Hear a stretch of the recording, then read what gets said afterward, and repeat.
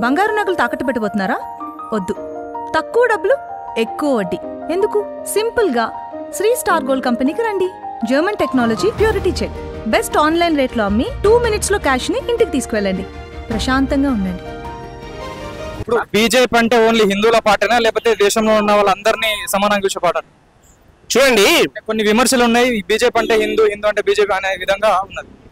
ఏ రోజు కూడా హిందూ అనేది కాదు, హిందూ అని మచ్చ చూపించేది వాళ్ళు. మేము మైనార్టీలం, మేము ముస్లిం, జమ్మూ కాశ్మీర్ మనది లాగిప్పి హిందువా ముస్లిం అని కాల్చి హిందూ మత తత్వాలు చూపించేది వాళ్ళు. మేము ఏ రోజు కూడా మైనార్టీని తీసేయలేదు. మైనార్టీలు చూడండి, ఈ రోజు ఏ పథకాలు వాడుకుంటలేరండి? కళ్యాణ లక్ష్మి మైనార్టీ వాడుకుంటలేదా? రూపాయి కిలో మైనార్టీ వాడుకుంటలేదా? ఇలా బతుకమ్మ పండుగ వస్తే కనీసం అంటే మన తెలుగు వాళ్లకు ఒక చీర ఇస్తే, మరి అదే ముస్లిం వాళ్లకు తల్లికి ఇస్తారు, తండ్రికి ఇస్తారు, బిడ్డకి ఇస్తారు, వాళ్ళకి ఒక సెట్ ఇస్తారు. మరి అదా ఏ విధంగా మైనార్టీలను దూరం చేసినా చెప్పండి. మాకెప్పుడు హిందూ మత కలహాలు లేవు. మాకేందంటే వాళ్ళు ఈ విధంగా ముస్లిమా హిందువా అని వాళ్ళు వాళ్ళు ఏమైనా ఏర్పాటు చేస్తూ వాళ్ళు చంపేస్తుంటేనే మేము సమాధానం చెప్పాలని మేము చూస్తున్నాము. అంతే తప్ప ఏ పథకాలు వాడుకుంటలేరండి మైనార్టీ వాళ్ళు? డబుల్ బెడ్రూమ్లు వాడుకుంటలేరా? రూపాయి కిలో వాడుకుంటలేరా? పండుగలకు బట్టలు తీసుకుంటలేరా? అలాంటి మాకు తారతమ్యం లేదు, మాకు సమానత్వమే. ఈ ఉగ్రవాదాన్ని పెంచి పోషించకండి. మీరు ఉగ్రవాదాన్ని ఆలోచన చేయకండి, మీకు సవాలాలు ఇవ్వకండి. అదొక్కటే తప్ప మాకు అందరూ సమానత్వమే, మాకు ఎలాంటి దూరం లేదు, తారతమ్యాలు లేవు. ఏందంటే అవతల పార్టీల వాళ్ళు ఏమైనా హిందూ ముస్లిం అని రెచ్చగొడుతూ వాళ్ళ ఓట్లను కైవసం కోసం మాట్లాడుతున్నారు తప్ప మాకు ఎలాంటి ఎంఐఎం కానీ మతతత్వాలు కానీ అలాంటి ద్వేషాలు ఉంటే వాళ్ళ పథకాలు ఎందుకు వస్తాయండి? 20 రాష్ట్రాలు చూడండి, 20 రాష్ట్రాలలో కూడా మరి భారతదేశంలో 20 రాష్ట్రాలు పరిపాలిస్తున్నాయి. 20 రాష్ట్రాలలో కూడా మరి అందరికి సమానంగా వాళ్ళకు హిందువులకేమో ముస్లింలకే చెందుతున్నాయి. కేవలం రెచ్చగొట్టి చీలగొట్టి వాళ్లకు లబ్ధి పొందడానికి చేస్తున్నారు ఇతర పార్టీలు తప్ప మాకు అలాంటి ఆలోచన ఎప్పుడు లేదు. చాలా రాష్ట్రాల్లో కొన్ని లక్షల ఎకరాలు అదానీ లాంటి పెట్టుబడిదారులకు బీజేపీ ప్రభుత్వం తక్కువ రేట్లలో తక్కువ రెంట్ తీసుకుని అప్పచెప్తుందని చెప్పి ఒక విమర్శ ఉంది. ఇప్పుడు ఏదైతే ఆ ఛత్తీస్గఢ్ లాంటి ప్లేస్లలో కూడా కొన్ని లక్షల ఎకరాలు ఉన్నటువంటి అడవిని నాశనం చేసి వాళ్ళకి అప్పచెప్తుని అంటారు కదా, సో దీన్ని ఎట్లా చూడవచ్చు? చూడండి, టాటా, బిర్లా, అంబానీ వీళ్ళందరూ కూడా ఇప్పుడు వచ్చిన బిజినెస్ వ్యక్తులు కాదు. వాళ్ళు గత కొన్ని సంవత్సరాల నుంచి కాంగ్రెస్ ప్రభుత్వం ఏం చేసిందంటే అప్పుడు మరి ఇప్పుడు వాళ్ళకు అంబానీ వాళ్ళకు సపోర్ట్ చేస్తుంది అంటున్నారు. ఎప్పుడు అలాంటి సపోర్ట్ లేదు. వాళ్ళు ఇప్పుడు కాదు, కొన్ని సంవత్సరాల నుంచి వాళ్ళు మరి కాంగ్రెస్ పరిపాలన ఉంది. అలాంటప్పుడు కూడా వాళ్ళు బిజినెస్ చేస్తున్నారు. వాళ్ళు బిజినెస్ చేయడానికి మన ఎన్డీఏ ఎలాంటి సపోర్ట్ అనేది కాదు.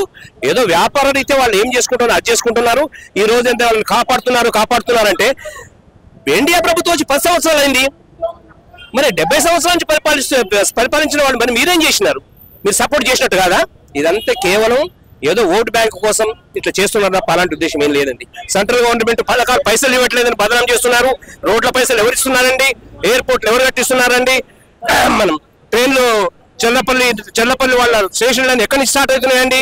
కేవలం సెంట్రల్ గవర్నమెంట్ వచ్చే పథకాలతోటే రాష్ట్రం నడుస్తుంది, రాష్ట్ర అభివృద్ధి చెందుతుందని కొంతమంది తెలియని వారు అమాయకులు గతంలోనే 1 రూపాయి కేసీఆర్ బోర్డు పెట్టుకున్నారు.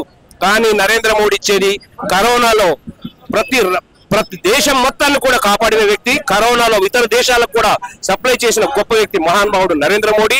రేపు జరగబోయే మన ఎన్నికల్లో మన ఇన్ని అభివృద్ధి పథకాలు సెంట్రల్ గవర్నమెంట్ నడుస్తున్నాయి, బదనాం చేస్తున్నారు తప్ప తెలియని అమాయకులకు నరేంద్ర మోడీ గారు కరోనా నుంచి కూడా 5 కిలోల బియ్యం సెంట్రల్ గవర్నమెంట్ ఇస్తే 1 కిలో బియ్యం వీళ్ళు ఇచ్చి ఫోటోలు పెట్టుకుని ఏదో గొప్ప చెప్తున్నారు. ప్రజలు నమ్మే పరిస్థితులు లేరు.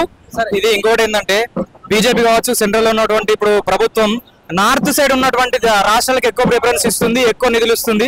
సౌత్ సైడ్ ఉన్నటువంటి రాష్ట్రాలకు అంతగా నిధులు ఇవ్వట్లేదని చెప్పి చాలా మంది విమర్శిస్తున్నారు. దాన్ని ఎట్లా ఇస్తారు మీరు?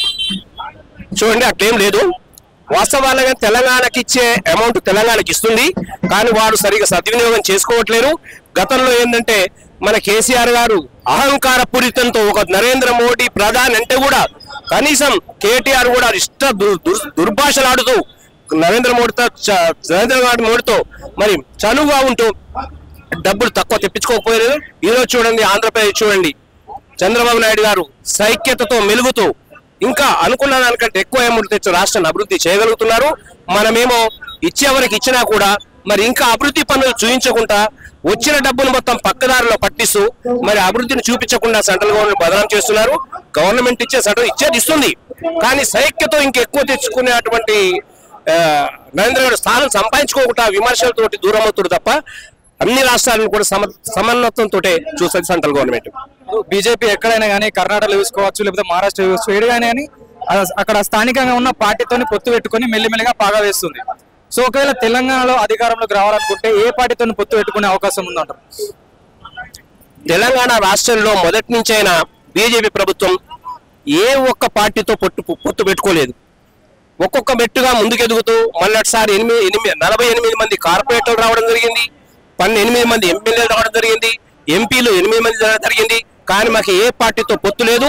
గతంలో కూడా ఏ పార్టీతో పొత్తు కూడా పెట్టుకోలేదు.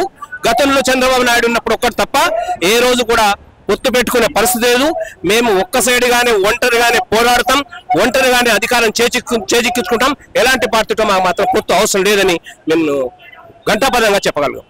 ఇది ఆపరేషన్ కగార్ కింద హిట్మాన్ మొన్న ఎన్కౌంటర్ చేశారు కదా, సో ఈ విషయంలో చాలా వరకు బీజేపీ మీద విమర్శలు వస్తున్నాయి. దాన్ని ఎట్లా చూడవచ్చు? హిట్మా మావోయిస్ట్ హిట్మాన్ చంపేసి ఎన్కౌంటర్ చేసి చంపేశారు. చూడండి, ఈ మావోయిస్టులు ఎట్లయిపోయిందంటే అమాయకులను పెద్ద నాయకులు రెచ్చగొట్టి అమాయకులను అడవులలో ఏదో వాళ్ళు ఉద్యమం చేస్తామని చెప్పి అమాయకుల ప్రాణాలు తీస్తున్నారు తప్ప ఆ నక్సలైట్లు అనేది అనవసరంగా వాళ్ళు ప్రాణాలు తీసుకోవద్దు.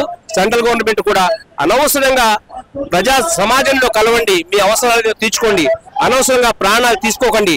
ఆ పాకిస్తాన్తో సంబంధాలు పెట్టుకుంటూ మన హిందువులను మన భారతీయులం మనం చంపుకుంటూ పోతున్నాం. అలాంటిది వద్దనే ఉద్దేశంతో తప్ప అంతకంటే ఏం లేదు. చూశారు మీరు ఏం మాట్లాడుతున్నారండి ముఖ్యమంత్రి గారు? చర్చలకు వస్తామని చెప్పినప్పటికీ ఎన్కౌంటర్లు కొనసాగించడం పట్ల దాని గురించి చర్చలకు రమ్మంటున్నారు, చర్చలకు ఆహ్వానిస్తున్నారు. వాళ్ళు మార్చి డేట్ పెట్టారు. ఆ డేట్ ప్రకారం వస్తే అందరికి కూడా వారికి సెంట్రల్ గవర్నమెంట్ వరకు వాళ్ళకు ఏ అవకాశాన్ని రెడీ ఉన్నారు. అట్లేం లేదు, జనజీవనంలో కలవడానికే సహకరిస్తున్నారు. మన వాళ్ళేమో ఎంఐ అంటే కాంగ్రెస్ అంటే ఎంఐఎం అని, కనీసం జమ్మూ కాశ్మీర్ లో మన హిందూ ముస్లింలా అని చెక్ చేసి కాలుస్తుంటే వాళ్లకు మద్దతుగా ఎంఐఎం ఒకటి, పాకిస్తాన్ ఒకటి, ఓవైసీ అక్బరుద్దీన్ ఏమో పాకిస్తాన్ సపోర్ట్ చేస్తున్నాడు.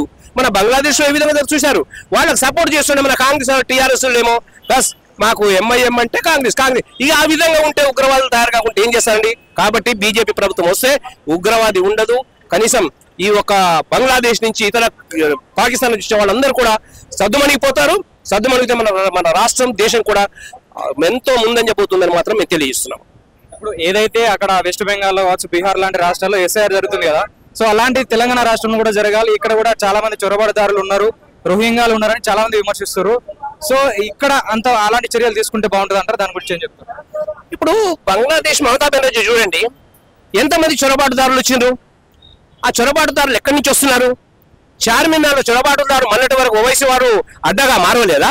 అడ్డగా మారవబట్టే కదా వీళ్ళు స్థావరాలు ఇవ్వబట్టే కదా ఇవాళ చాట్ బండర్లో కానీ, దిల్షుక్ నగర్ లో కానీ, మరి లూమినో పార్కులో కానీ, మరి ఈ సీఎంలు ఈ విధంగా ఉన్నప్పుడే చొరబాటుదారులు ఎంటర్ అవుతున్నారు. మరి అదే మన సీఎం ఉంటే మాత్రం, మన బీజేపీ సీఎం ఉంటే మాత్రం ఎంటర్ కావడానికే వీల్లేదు. ఈ రోజు బార్డర్ లో ఉగ్రవాది అని ఎంటర్ అయితేనే తుట్టుక్కుమనిపిస్తున్నారు నరేంద్ర మోడీ ప్రభుత్వం.